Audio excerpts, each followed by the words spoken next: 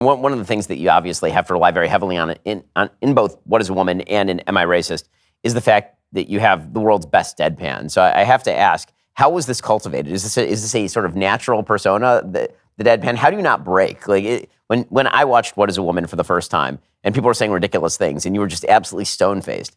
I mean, I'm okay at it. I'm to pretty good, somewhere in the mid-range. You're like extraordinary levels of deadpan. And then there's a lot of that in this movie. Here you actually have to act as though you are sympathetic to the things that people are saying, which I think is actually in some ways harder, in some ways easier. First of all, which one did you find harder? To keep a straight face or to sort of mimic sympathy for the positions? I mean, you go pretty far here. I mean, there are times here where you're actually crying. There are times where like that's some pretty solid pretending, as you say. Yeah, it's hard to say. I mean, the answer of doing the deadpan is it's just I was born without a soul. I don't know. I'm an emotionless freak, I suppose, is the answer. People ask me that all the time. Well, how do you manage that? Like, that's how I am, I guess. I guess when you have this thing of not showing emotions, you have to find a way to channel it. Did you have to cry on cue? Like, did you have to make yourself cry in the course of the filming? Yeah. What did you think of, like a teddy bear being burned, or like what? Like, how did you? No, I honestly, I just thought to myself, well, what would it look like if I pretended to cry? And I just did. That's the whole. I can't. I'd be the worst guest on like Inside the Actor's Studio or something. We're finding that out, right? Yeah. Right this moment. I don't know. Well, how did you pretend to do that? I don't know. I just pretended. Yeah, that's it. You're good at pretending. That's all I'll say. I mean, you are good at pretending. I mean, I cannot cry on cue. That'd be a thing. Yeah, but it is the hardest part is always in both of the films is when you're in the room with just really terrible people who are saying awful things. So it's not like I have to hold myself from laughing. It's like holding myself from laughing is not a problem for me. Holding myself from yelling at them and saying, "You effing moron, what are you talking about?" That actually does take effort. So that's the difficulty there. And really in both films, it was very good that we had a great team behind us. Joseph Folk is the director, who could kind of keep me on target, because in both films, I got to a certain point where I said, we got to stop doing it this way. I just put me in a room with one of these people so I can yell at them and argue with them. Like, let's just totally change the direction of this film and just make it that. I gotta go right at these people. And in both cases, they kind of pulled me back, and I'm glad that they did, because like in the moment, you almost feel there's anger you have to suppress, and it almost feels like this feels wrong. I shouldn't let you say this to me.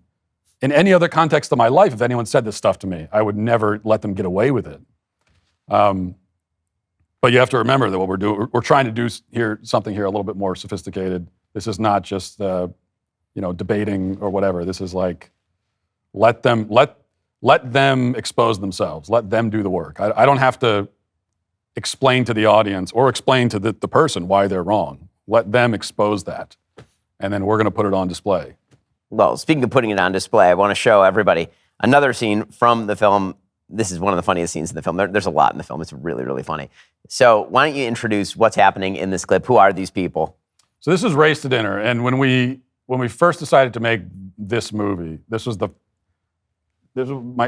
first thing I said to the team is like, I want to get on Race to Dinner. We have to find a way to get to Race to Dinner, because I'd heard of this Race to Dinner thing years ago. These are two women, Syra Rao and I believe Regina Jackson is the other one.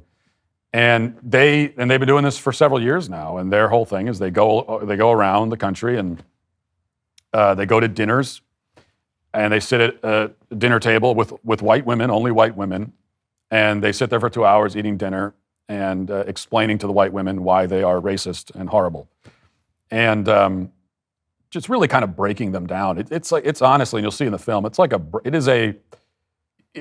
probably the first real brainwashing session, real intense brainwashing session that I have personally witnessed, and you can kind of see it happening. And this is what these women do. They go around the country and they charge money. They're paid thousands of dollars to come to dinner and call people racist.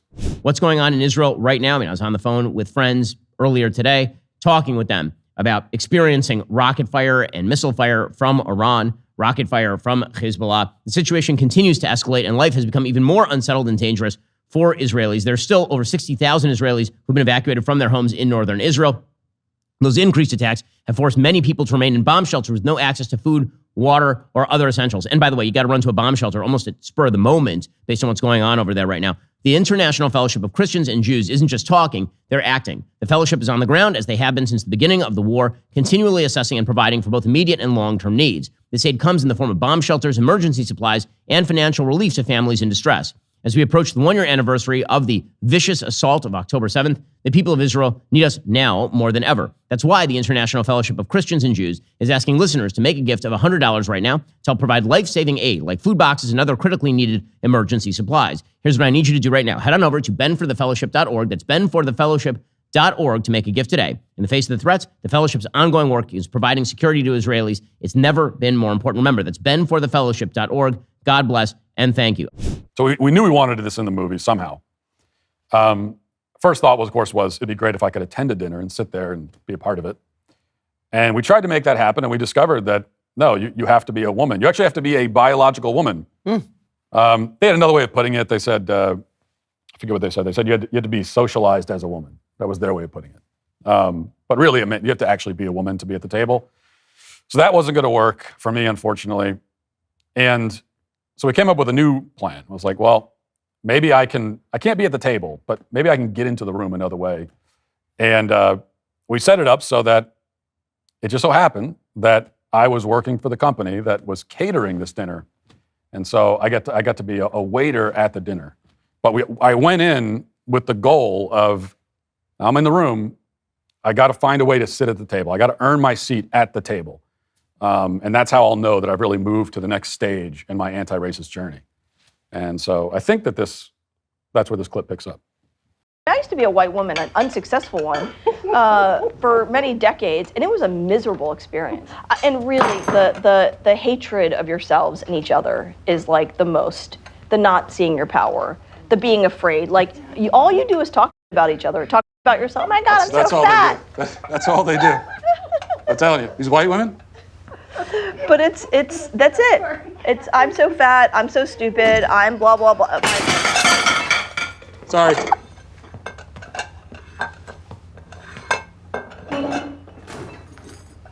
Your kids are watching you, and they're watching you talking about each other, raging against the machine or being silent or whatever the hell it is that you're doing or not doing, and they know that you're not doing it for them. That's so important. That is so important what you just said. It's really important. That's all. We may have to add you to our team. Oh, I would love to take a seat and join you. No, you're not allowed to. Okay. Definitely not allowed. Okay. I have my DEI certification that I got. So, not saying I'm an expert, but I'm also not a novice. So, okay. White people are starved for these conversations. We are. We're so starving. Yeah. We are so starving for this. Anyone else want to say anything? I'll just say one thing. I'm so glad we can have these conversations, and I'll be done. But I'm just so glad that we could all get together to have these conversations. That's all I wanted to say. Is he an actor? Are you an actor? Oh, Can no. you let us, we're trying to listen and trying to have this conversation. Okay, we're all acting all the time in our lives. And I think that's part of the problem, That it's like we're all trying to play a part rather than just being real and having these uncomfortable conversations. And that's what I'm always trying to tell people, especially, white women, no offense. But No, but see, like, you're a white dude. There's power positions, and, it's pointing white people pointing fingers at each other is not helpful. I've been on this journey for so long, and just to see you guys at the table having this conversation has been really enlightening for me. Anyway, I got the DEI certification, and I'm just on the journey. All right, you ladies have a great night. Decolonize yourself. Do your own white supremacy dismantling. And then you can start to bring in other people. Can I just say one last thing? Can I just propose a toast? Just raise a glass if you're racist. And that's the thing. Cheers. Oh, I'm not racist. Let me To put my racist. Well, glasses. all the rest of it. To racist. It's so good. Well, I earned my seat at the table. You did. No, in the end. So, I mean, obviously, this is all improv. I mean, there are no lines written when you're walking into something like that. Oh, I yeah, assume. no, yeah. Yeah. So, I mean, how do you make those decisions in the moment? Because I've been in debate situations, obviously uncomfortable situations, many of them, but like having the audacity to sort of walk around and say that sort of stuff to people, and then just like take a seat and like, did you do a lot of pranking people when you were younger, or what? Like, what's this backstory here? Yeah, I mean, I did, but most people, when they've watched scenes like that, they say, "Well, it seems so uncomfortable. Like, why? How did you deal with that?" It's a lot of fun. I mean, you think it'd be uncomfortable, and it is. Like, it's super uncomfortable, but it's also a lot of fun.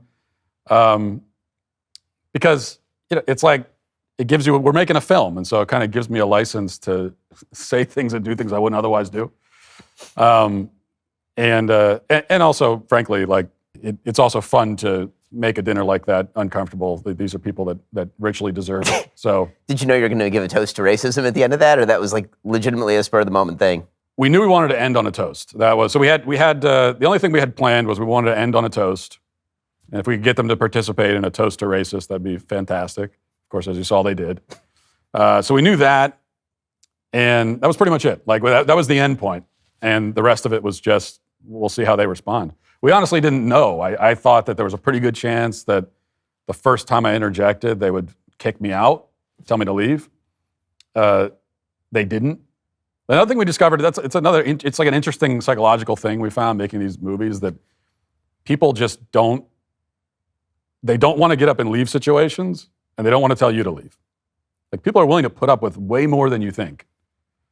So it is incredible. I mean, how you don't break character? How did you not break character there? I mean, that's it's the mask helped. Yeah, were you laughing underneath the mask a little bit? Yeah, the mask helped. We that's another thing that we used. That was a little bit of a behind the scenes. Some of the way the sausage is made here is that we were able to. This is. We started making this movie about 1.5 years ago, so it was kind of after the mask craze. But still, even now, like if you go to really if you're a liberal lefty, areas, you can get away with that 10 years from now for sure. And so all the places we're going are like far left spaces, and so we could use that to our advantage. I can walk into a place, have a mask on. They can't question. Not only can they not question it, and not only does it disguise your identity a little bit, but it actually gives you more credibility. Like now, I'm more liberal than you. I'm actually taking your health into consideration here.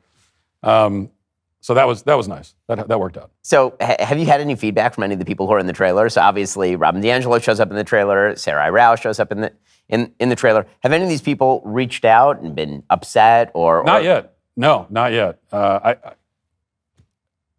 kind of expected that they would, but on the other hand, I guess there's not a lot they can say.